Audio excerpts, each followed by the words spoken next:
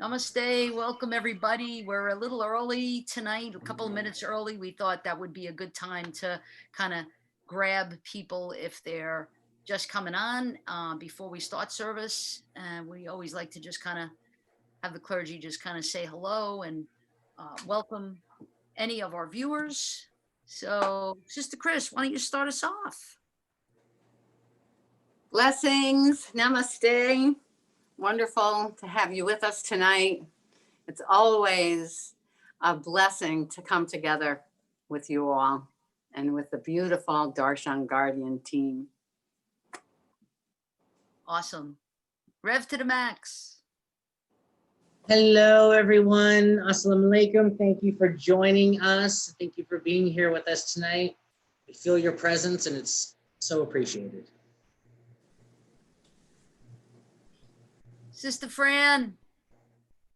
Hey, thanks for being here with us. We're so glad to have you on what may be our last, at least for a while, maybe forever, who knows, Zoom meeting, because next week we meet in person in our garden. So thanks for being here tonight.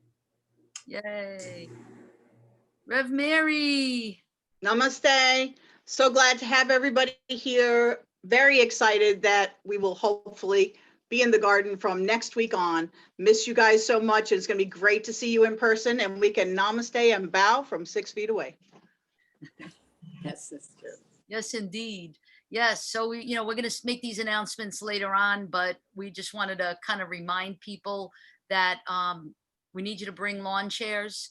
We need you to bring your face covering, and it wouldn't hurt to have an umbrella just in case, because it's South Florida, and try to bring an empty bladder if you can, because bathrooms really won't be open except for emergencies only. So to limit the amount of people in the space. But anyway, we're about to start our sacred celebration of spirit.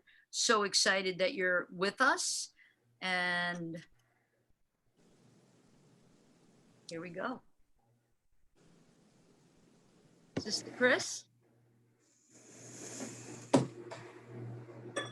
So we begin.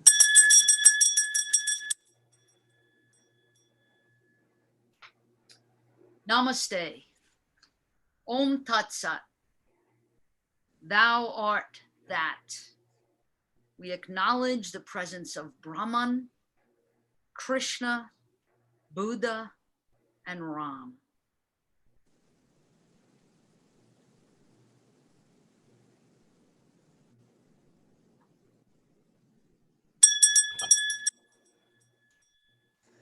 Assalamu alaikum wa alaikum salam. Peace be upon you, and as well as the mercy of God and God's blessing. We acknowledge the presence of Allah.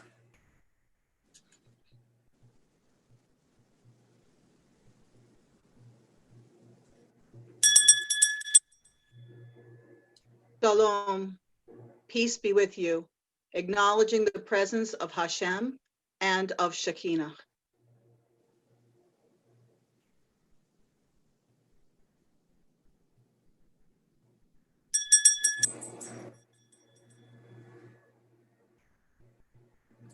Acknowledging the presence of the beloved one, Holy Spirit, great mystery, the ancestors and the goddesses.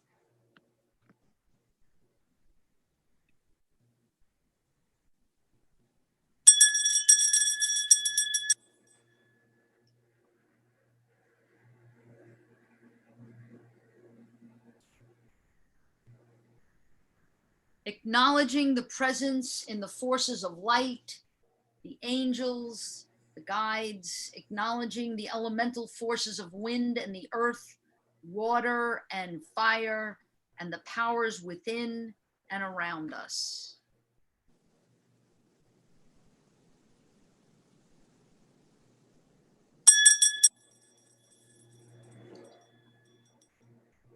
We acknowledge and welcome your divine presence now and always.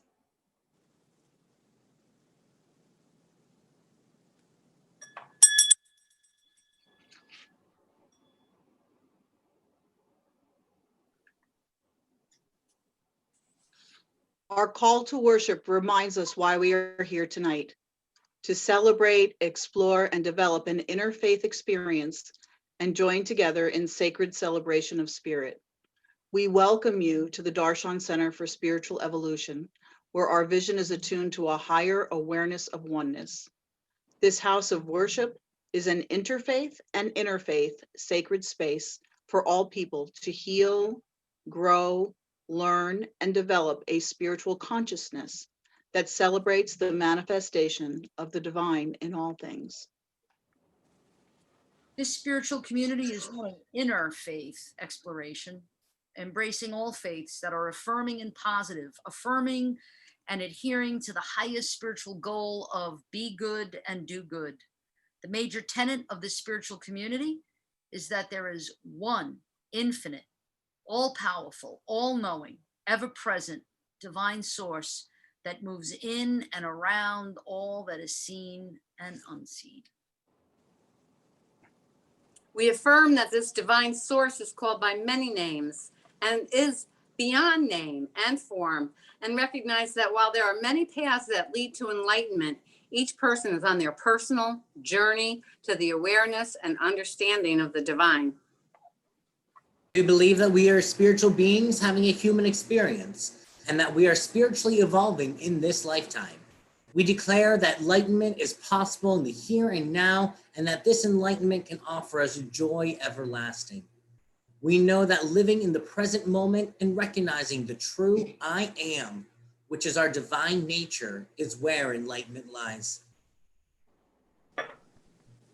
We hope that you experience darshan, which is the Sanskrit term for visit with the divine, as a result of this sacred celebration that was designed for you tonight. We are the guardians of the Darshan Center, and we are so pleased to have you here in Satsanga with us. Please join us now as we celebrate with song.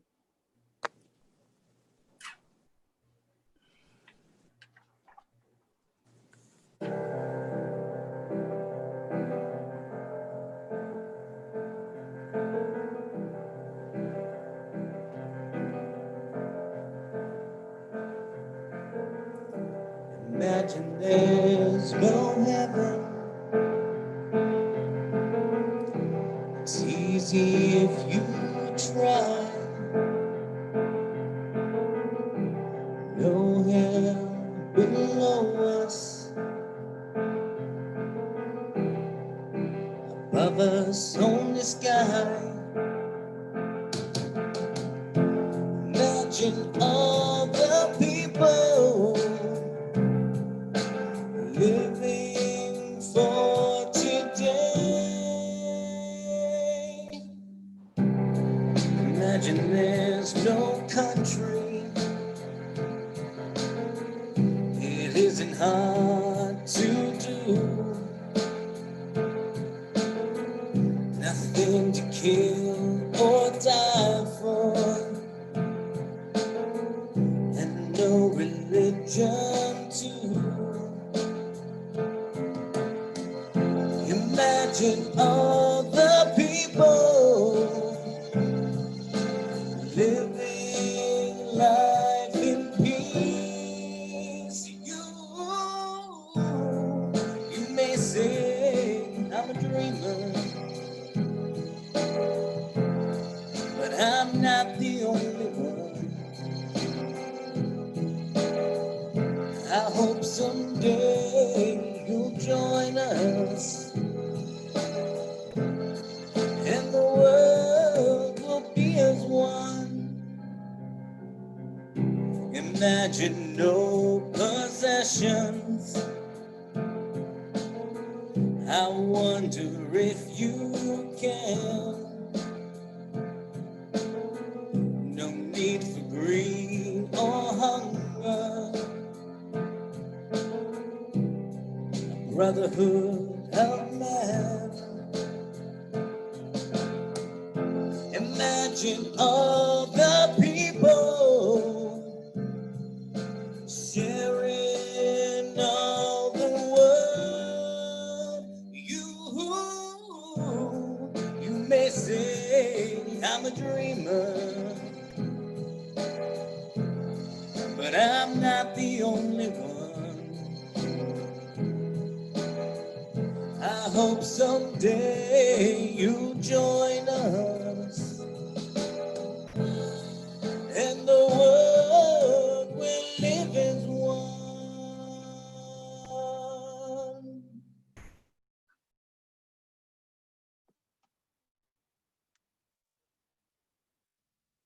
Let us open with prayer.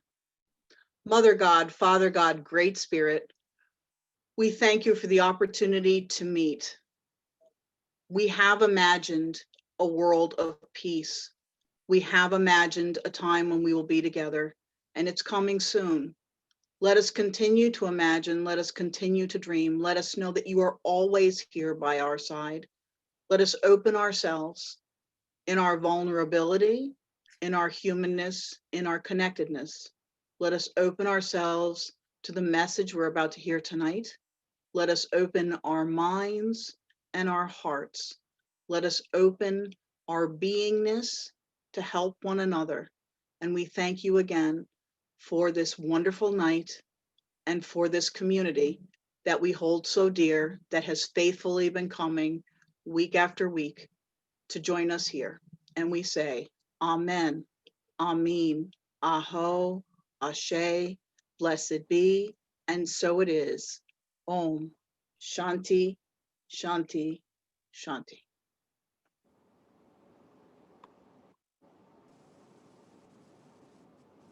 Reading is I Dream a World by Kathy Sherman.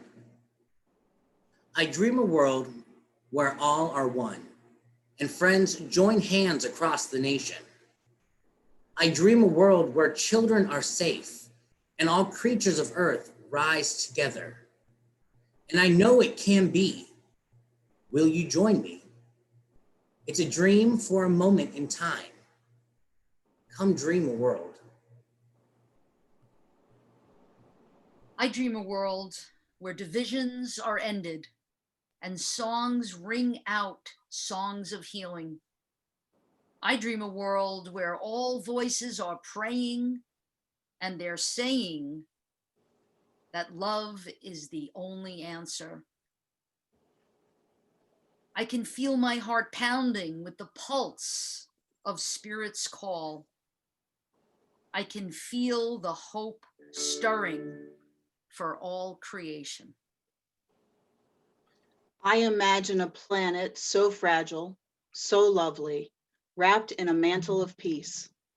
It's a mantle of all faces, of all creatures and colors, beautiful and shining like a beacon. We're finding our way toward tomorrow today. Come, dream a world where we are one.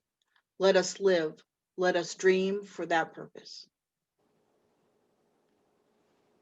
We can be a promise that's kept for the future. We can be a gift of love that will last forever, and I know it can be. Will you join with me? It's a dream for our moment in time. I dream a world. Will you join me? Let's dream a world.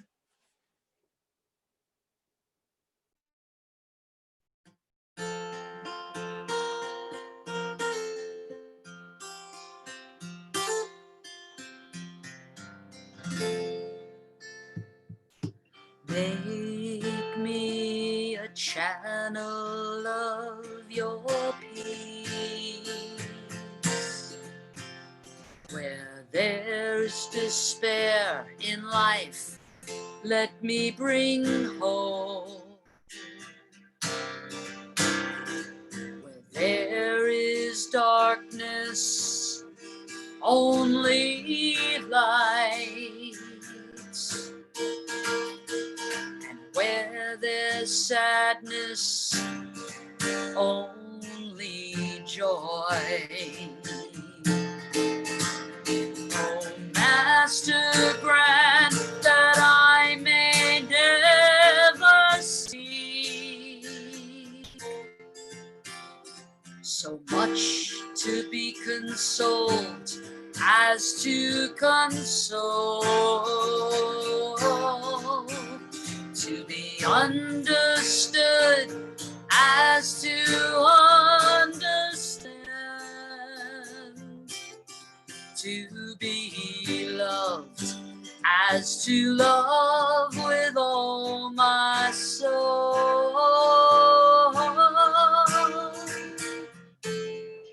Make me a channel of your peace. Is in pardoning that we are pardoned, in giving to all that we receive, and in dying that we're born to eternal life. Oh, Master, grant that I may never see so much to be consoled as to console, to be understood as to understand, to be loved as to love with all my soul.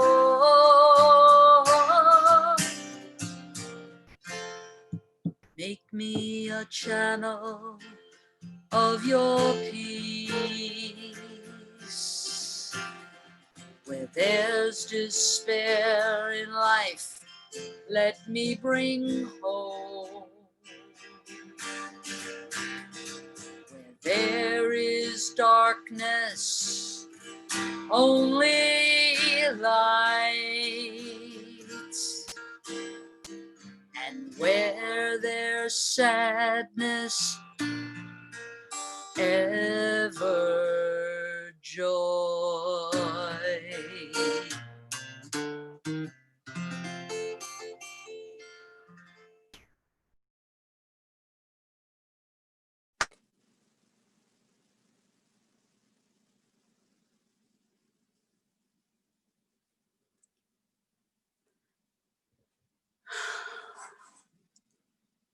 Namaste. I love that prayer of St. Francis. I love the prayer of St. Francis, and I love how Rev G just sang it. It's so beautiful. And it's such a timely prayer for now, for where we're at. You know, when we see violence, may we sow peace. And it feels like we're seeing violence everywhere right now. It seems like if we turn on the television, the violence of the fire, the violence on the streets, the violence that's going on the unrest all over the world, the way people are treating each other just feels very strong. And so it's very strong for now to be sowing the seeds of nonviolence as a way of life, as a way of thinking, as a way of framing our lives. A stance of nonviolence is really a stance of nonviolence is really a stance of non-harm. When we commit to nonviolence, we're committing to not harming. We're committing to not perpetrate acts that harm others. And when we commit to nonviolence, we're not committing to silence. Nonviolence is not silence. Nonviolence is not weakness. Nonviolence requires incredible strength. When I was thinking about this topic, I listened to Martin Luther King, I listened to Gandhi, I listened to the Dalai Lama, and I read up on Jainism and Nelson Mandela, all of these amazing heroes and leaders that ascribe to nonviolence who have made such an impact on our world. And obviously nonviolence is a very powerful principle. It's a very powerful principle. If it wasn't a powerful principle, Gandhi and Martin Luther King wouldn't have been assassinated, if it wasn't such a dangerous principle, such a powerful principle of nonviolence, it wouldn't come up to be seen as a threat. And it is seen as a threat because it is very powerful.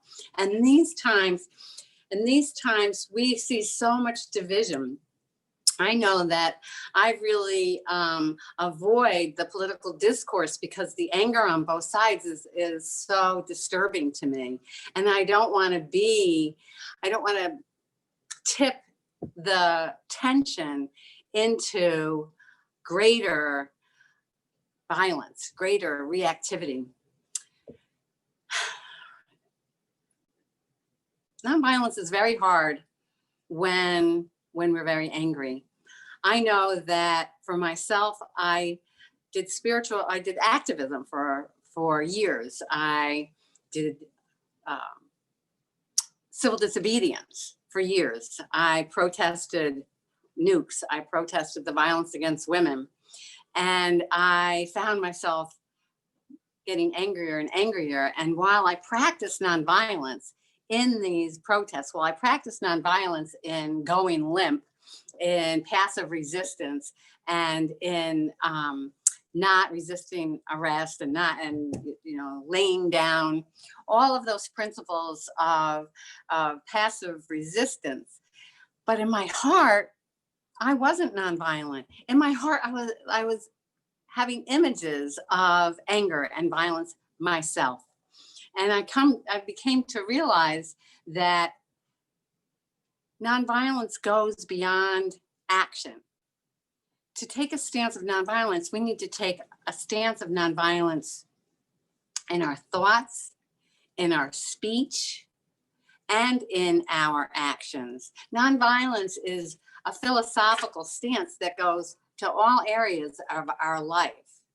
We see the world from our hearts when we take a stand of nonviolence. Gandhi called it the soul force. Ahimsa, which is nonviolence, he described as the soul force, because in taking a stance of non-harm, then there's a very, very powerful statement, because we are seeing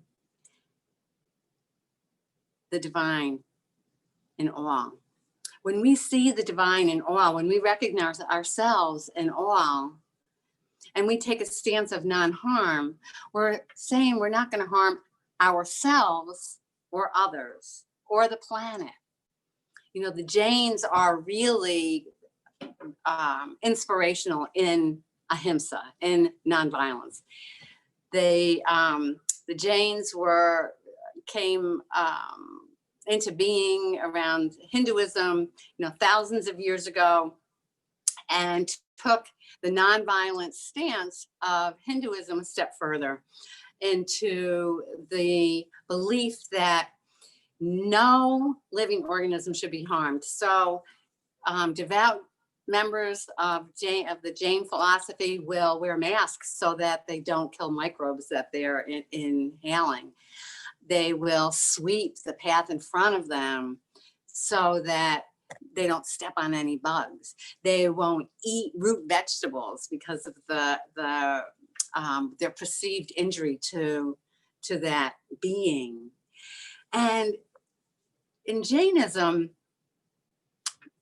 their belief is that the whole universe is made up of souls, and that everything has a soul, or jiva. And the jiva is present in all. And so all animals have a soul, and living things have souls. And then there's the ajivas, and the ajiva is like time and space and concepts outside of the sentient and outside of the created. So the universe is all souls. And in this philosophy, our journey here is to become karma free, is to reach enlightenment by not creating any more karma. Hence, you don't step on the bugs, you don't eat meat, you don't eat dairy, you're vegan, and you live in such a way to clean your karma. Now, interesting too about the Jains is this is really their, what they worship is really this ahimsa, this nonviolence, this way of being. They don't believe in a supreme being that's going to have mercy and compassion and make it easy for us to clean up our karma. It's up to us. We are the writers of our own destiny, and we are creating our lives by staying karma free. And when you think about it, that really does make a lot of sense. The less we harm people, the less harm we are going to engender for ourselves. And since we are all one, when we harm another, we know we're harming ourselves. So there's a very deep spiritual underpinning to this philosophy. And the other Jain principle that I really think many of us could practice much more is the Jain principle of aparigraha. Aparigraha is non-possessiveness, and the principle of you only take what you need, and you only take what you can use. And imagine that if we only took what we could use. Imagine if this world was made up that way. If our philosophy was not to take more than we needed, there would be nobody who was without. And there shouldn't be anybody without, because there's plenty for everybody. So non-possessiveness is really a key principle. Non-possessiveness, non-violence, harm to none. And again, we're talking harm to none, and we're taking a non-violent stance in body, physically, not harming anybody physically, not harming ourselves physically, mentally, not harming others in our speech and actions, and not harming ourselves in our speech and actions, not harming Mother Earth with our actions. This is ahimsa.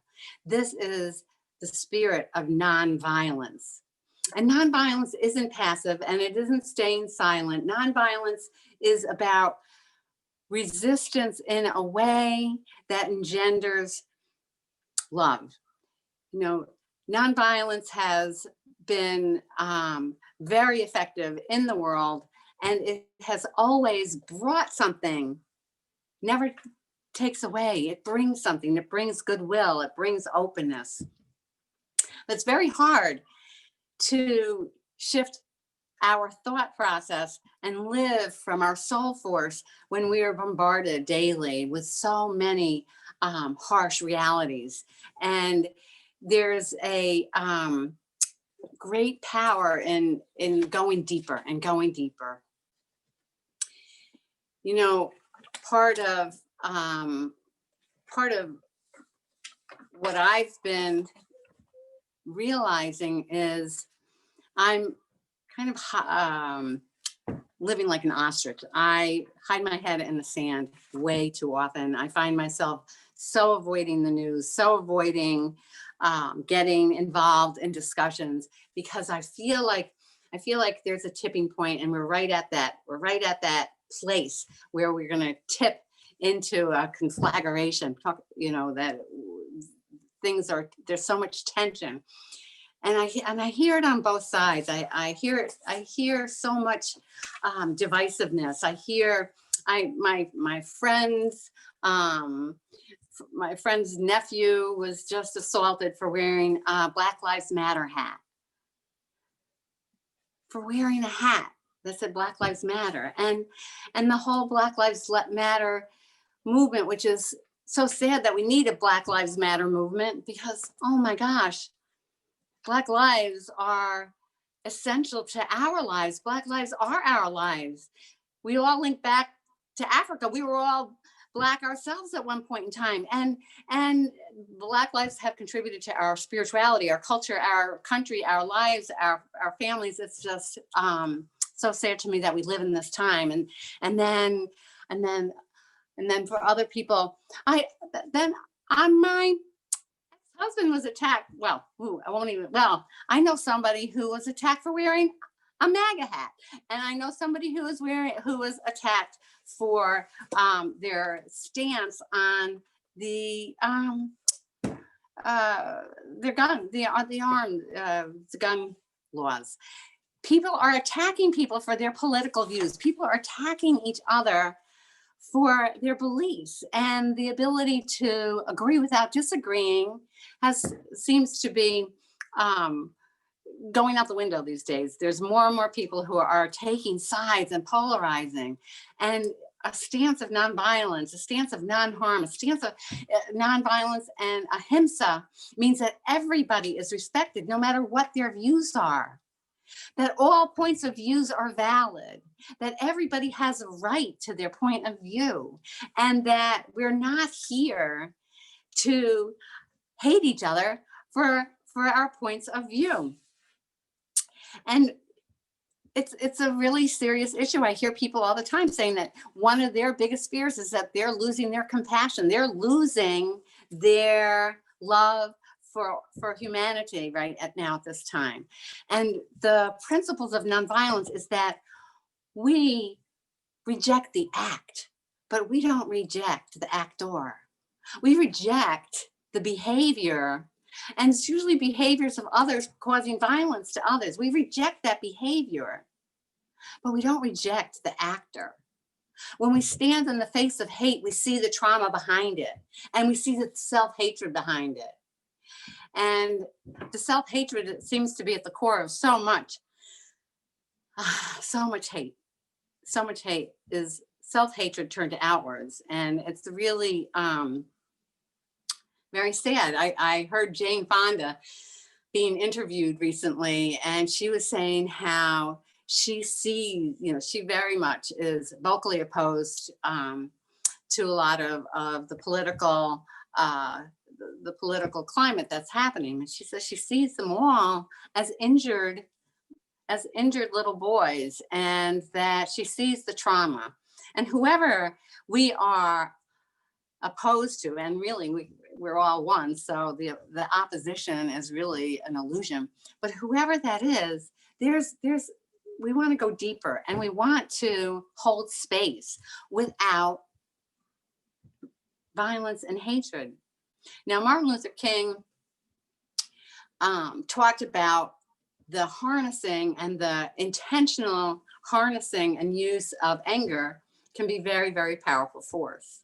Again, we want to be able to say no and not cooperate with things that go against our principles in a way that's respectful and in a way that is powerful in its stance of nonviolence, in its stance of non-cruelty, in that stance of non-violence and non-cruelty is deep compassion. And compassion is really at the heart of nonviolence. To love the enemy, which is a Christian principle and which comes as a spiritual principle in other faith practices, loving one's enemy requires deep compassion, because it means going beyond the physical and the external and going into that place where we are all connected, where all is one. Nonviolence is walking and putting ourselves in another's shoes. Nonviolence is being able to know that when we hurt anybody or anything, we are hurting ourselves, each other, and the planet.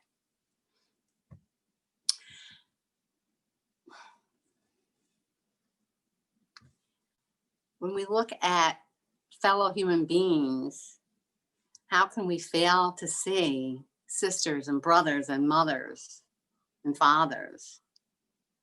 When we look at other humans as sisters and mothers and brothers, and as all children as our children, the world shifts.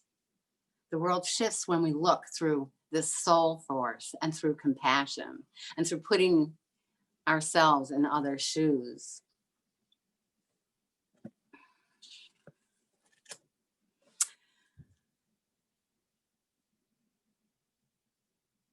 the principles of nonviolence, and I'm trying to remember where I read this week. I've read so many things, but and I'm pretty sure that Gandhi talked about the power of turning one heart through nonviolence, the power that when we change one mind, one heart with the power of nonviolence, that power is exponential in the world. And I had an experience of that once. One time I was protesting at Seneca Falls. Women had formed a peace encampment at the missile base there, and we would do daily acts of civil disobedience, and women in England were doing the same thing. And there had been a mass arrest of about 60 women, and they were being held. And a small group of women, myself included, less than 20 women, were protesting in front of where these women were being held. This was at Seneca Falls, and they were really upset that there were all these women in town, and they used the American flag as their weapon of choice, because when they asked the Seneca women to fly the American flag, we made peace flags in addition to flying the American flag and all of these other flags.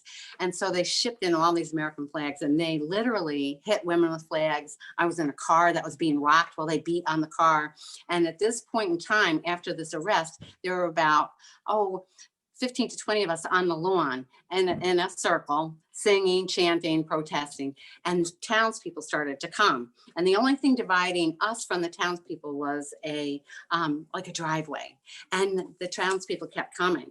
And so there was a crowd of maybe 100 townspeople, and they were waving their flags, and they were yelling things like, nuke them till they glow, commie pinko dykes, queers go home, just really continuously yelling these hateful things.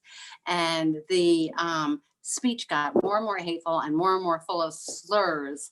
And a woman from the crowd all of a sudden detached herself from the townspeople who were yelling and brandishing these flags and came over and sat with the circle of women who were singing and holding a nonviolent vigil. And when I asked her why, she said, because somebody started yelling kike, and she was Jewish. And she realized how at that moment, she said it went off in her head, how this violence was interconnected. This was an instant of somebody's heart being turned. And she joined us. And she joined us for the rest of that protest. The act of one person being brave enough to switch sides, being brave enough to think differently, is a very, very powerful act. And when we believe in the soul of every living being, and when we believe in our connection to the soul of every living being, and if we take that to heart, we would rather take a suffering on ourselves than perpetrate it on somebody else. We would rather die ourselves than kill another person. Because to injure another person or to kill another person would be killing ourselves, would be defiling the planet and all sentient beings. We have such a long way to go. I have such a long way to go. I have such a long way to go to live nonviolence. I eat fish. I don't eat meat. I wear leather. I'm violent in my speech and thoughts way more than I would like to be. And it's a process, continually policing our thoughts. If we have a violent thought, we really do want to look at that. Where is that coming from? Oftentimes it's coming from hurt, it's coming from anger, it's coming from pain. Peace is rooted in great compassion. This is a time for great compassion. This is a time for understanding. This is a time for healing the divide. This is a time for forgiveness. This is a time to look at the world through eyes of love. This is a time to put down the weapons and to nourish each other. This is a time to really shift the thinking to one of non-harm, one of non-violence. This is really a time to hold our planet and to hold our sisters and brothers of all backgrounds, races, countries, creeds. This is a time where we make pledges to do no more harm. And that's rooted in great spirituality and great faith. Because if we believe that we are not these bodies, if we believe that we are eternal beings, then we can risk being nonviolent. And it is an act of power. And it is an act of grace to make a pledge to not harm and to see each other as part of the great soul. See each other as souls, part of the whole. So I want to invite you to consider ways that you can take up more of this ahimsa, pledge of nonviolence. Look at ways to spark more compassion in your life, ways to have the conversations that build bridges. This is really time for the people to say, I don't care what your political affiliation is, I love you. How can we heal this world? Let's stop fighting and take care of the kids. It really is possible in this day and age. Thank you for being here and thank you for listening to this message.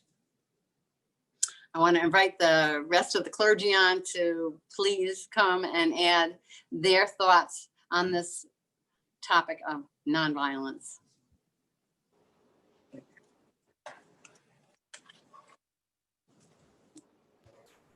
Mary, do you want to start? Yeah, I would love to. You said so many things that were so very important. And I think, ahimsa, not harming another. Well, it was a long time ago now. We did that book study on the 10 challenges, and it talked about do not kill. And it talked about do not kill, meaning not physical violence, but the emotional violence that we go through. And I love how you brought that out, that we don't have to be emotionally violent with other people, even if we don't agree with them. We can love people despite their political views, despite their religious views.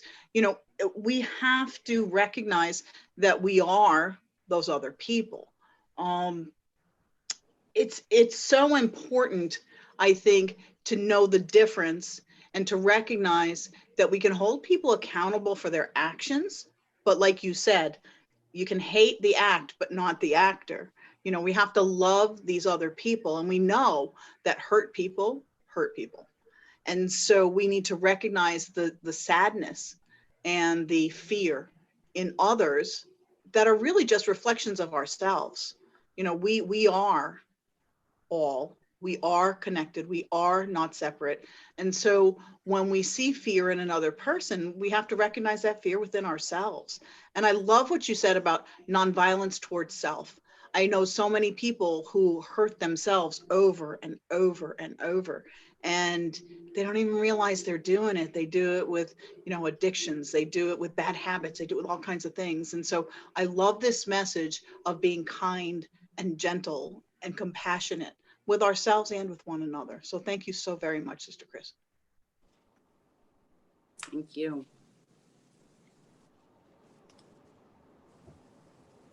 Well, I loved your message too. There were so many wonderful things in there. I love that you talked about nonviolence in our hearts and in our thoughts and in our actions and in everything, and the non-harming of everyone, non-harming others, not harming ourselves, not harming our planet.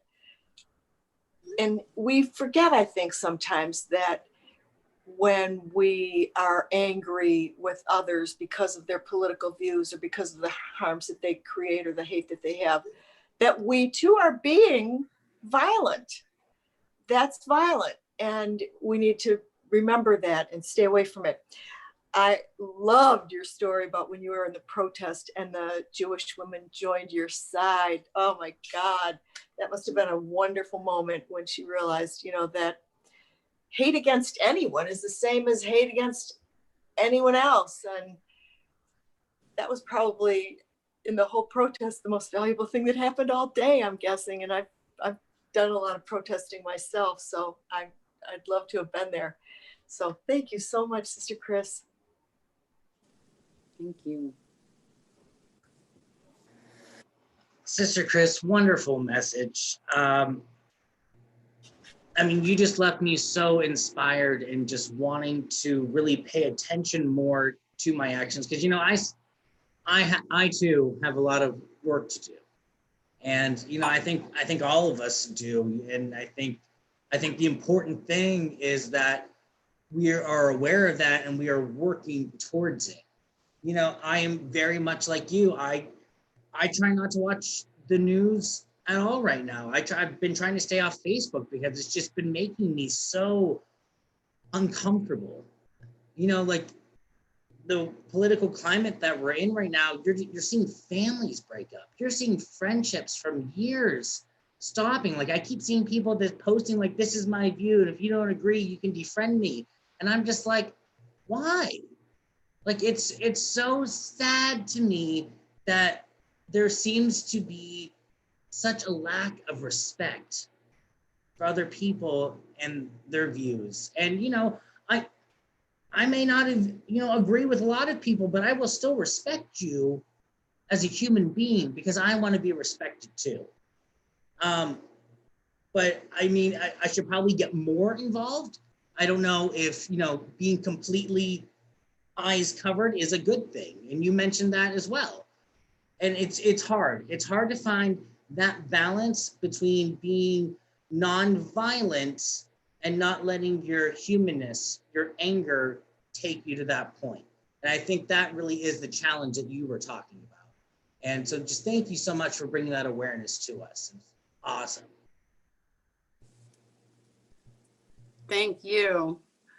I want to check in with Rev G and see if there's any comments in the live feed that, Yeah, You there's a want- lot of, have there's any- a lot of- do you yes, have any comments yourself?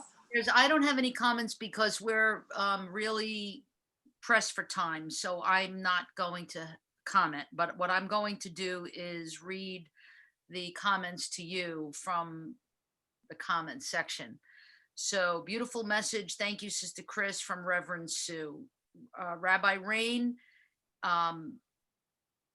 she started to write something, but then she didn't finish. So Dr. Donna, yes, Reverend Mary, absolutely toward ourselves as well. Durga Devi, thanks for this very timely and powerful message. Thank you, dear Chris, from Sarah. Dave Johnson, beautiful message, Sister Chris. What a wonderful and powerful example of the woman who switched sides, Reverend Chris. And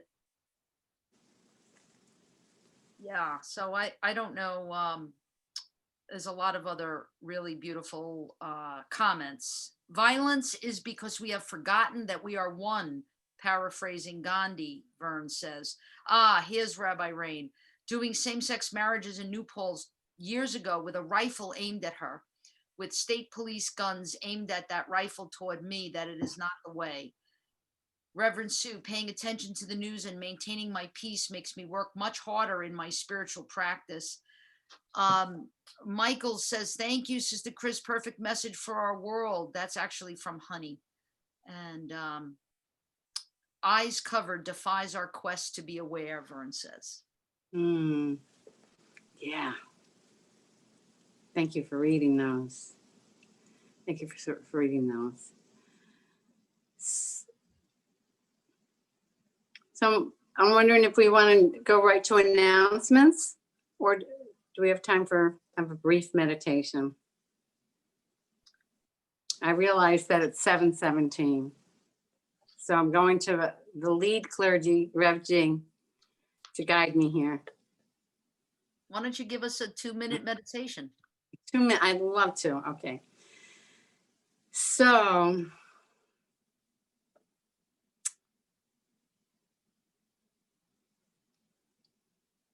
get comfortable in your seats and take some deep breaths.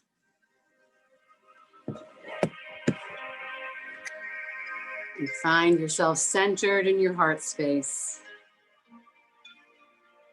Find yourself centered deep inside your heart. And imagine there a beautiful golden light. And it's the light of divine compassion. Breathe into this feeling of love. Breathe into this love light of divine compassion. This space where you're loved and beloved. Allow yourself to connect with loving and being loved. It's the source of all compassion. Now see that compassion coming right from your heart space out into the world where it connects with a web of light. See the love from your heart connecting with the web of light surrounding the globe. Your heart is connected to the heart light of every other being on the planet. See that connection. And imagine that you are projecting love and peace into this web that surrounds the earth. You are projecting compassion and forgiveness into the vibrational field of the earth right now. Feel it coming from your heart into the web of energy that surrounds the earth. See weapons being put down. See people smiling, feeding each other, and imagine everybody on the planet fed, safe, and free of violence. Breathe into this vision and release it to the cosmic blueprint. Release it to the divine mind, knowing that it's manifesting. And when you're ready, take a couple of deep breaths. And you can open your eyes and come back to sacred celebration.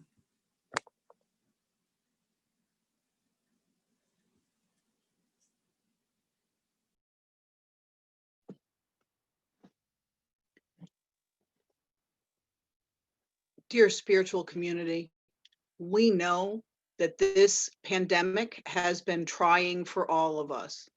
We have loved being here for you, and we have loved the fact that you've continued to support the Darshan Center, even though we're not in physical space at the Darshan Center right now. As I'm sure most of you realize, we still have to pay the rent, we still have to pay the electricity, we have to keep the safe space ready for when we are ready to come back. And I'm so grateful that we're coming back next week. We still, though, require monetary support to keep everything going. And so please look into your hearts and see what you can give from love. When you do give, whatever it is, it's worth it and it means something to us and it helps keep everything going. No matter what the amount is, it will help. There's many different ways to pay or to help support the Darshan Center.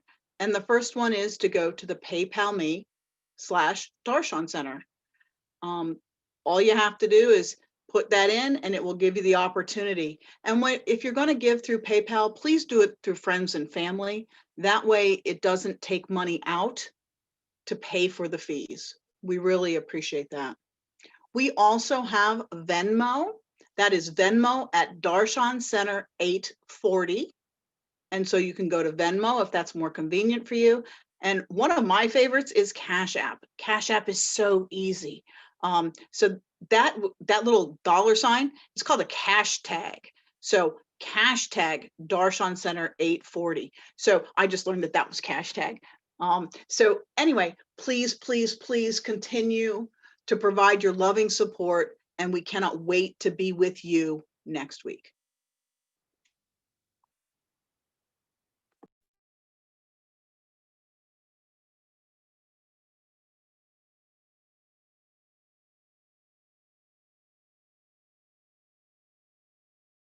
Namaste. Reverend G and the clergy at the Darshan Center are excited to have the Kone brothers share our announcements tonight. Please help me welcome them. Have you heard about the exciting Darshan Center news? Sati, I get the newsletter every week and I am a member of the Darshan Center members private Facebook page. So of course I see all of the announcements every time Reverend G posts something. What newsletter? I never get the newsletter. I don't understand why I don't get any of the newsletters. Thomas, what's wrong with you? How many times do we have to tell you to check your spam? Yeah, well, the private Facebook group's not that easy to find either. I have news for you. But I also wanted to just tell you that the live stream is supposedly on YouTube, but I can never find it. Oh my God, Thomas. Here's another tutorial for you. If you aren't receiving the newsletter, be sure to reach out to Reverend G and here's the email. But if you have already signed up and aren't getting it, then you should check your spam folders. The Darshan members private Facebook page is easy to join. This is a place where they announce events. And finally, they live stream every Sunday at 6:30 p.m. from the Darshan Center for Spiritual Evolution YouTube channel. All you have to do is subscribe and hit the bell so you get notified every time they are live. The most exciting news of all is that Sunday, September 20th, Sacred Celebration of Spirit will be held in the outdoor garden of a healing space in the 840 Plaza. All that we have to do is bring our own lawn chairs and remember to wear a face covering. What I got really excited to hear is that the next Rock Kirtan is going to be outside in the same garden. How awesome is that? Again, they need you to bring your own lawn chair and wear a face covering. A healing space is so happy to welcome back Sacred Journey Interfaith Seminary to in-person sessions at the end of September. And in October we welcome back Miracles with a Twist. And also in October, we welcome the newest addition to A Healing Space guests, the Casina Catholic Parish of St. Benedict, who will meet Saturdays at 5:30 p.m. So Thomas, did you get all of that? Yeah, sounds very exciting.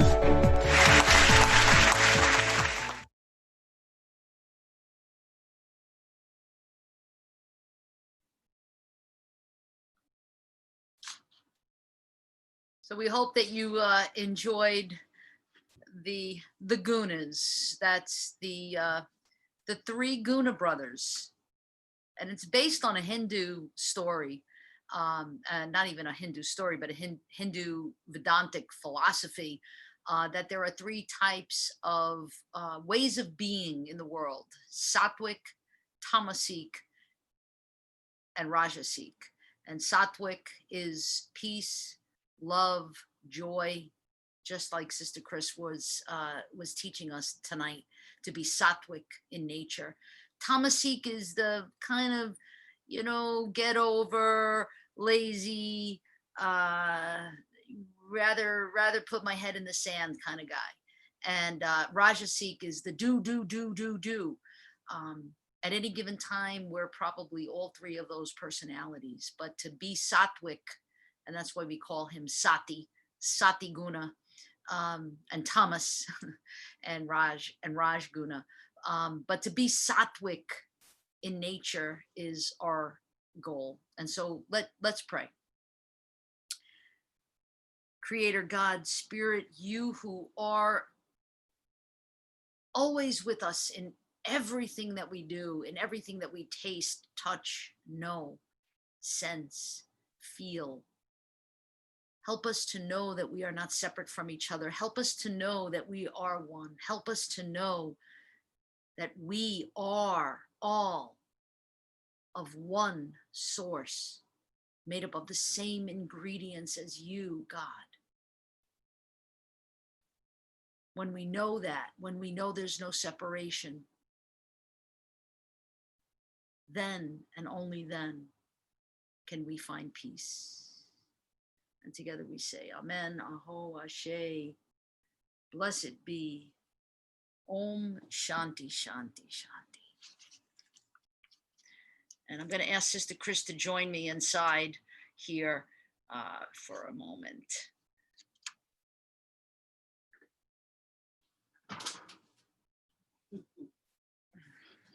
All right.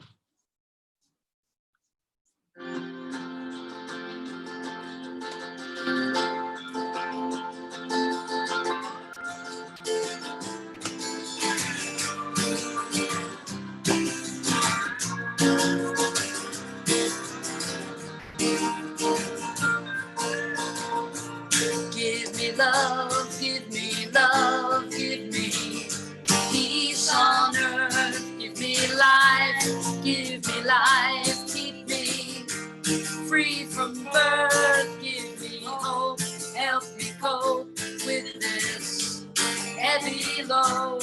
Trying to touch and reach you with heart and soul.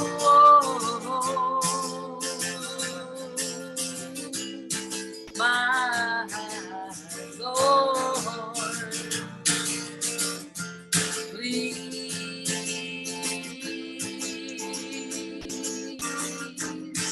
take hold of my hand that I might understand.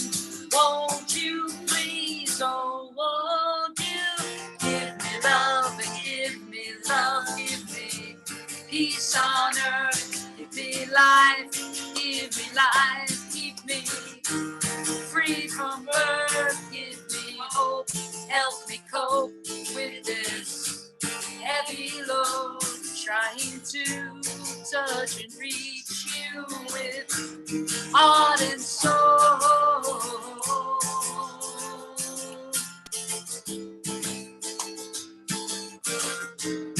My Lord,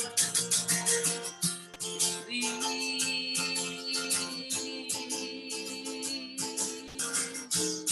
take hold of my hand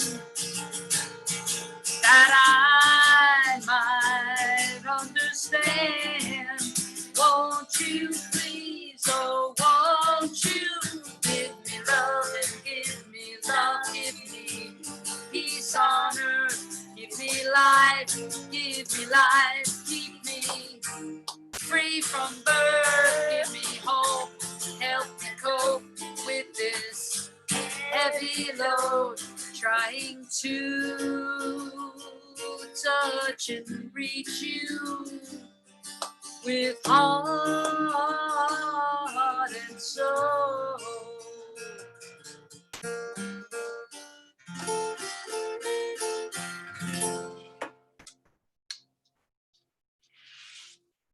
Let's get all the clergy back here. Say goodbye. Say goodbye. Come back. We're all still live streaming. Sister Chris.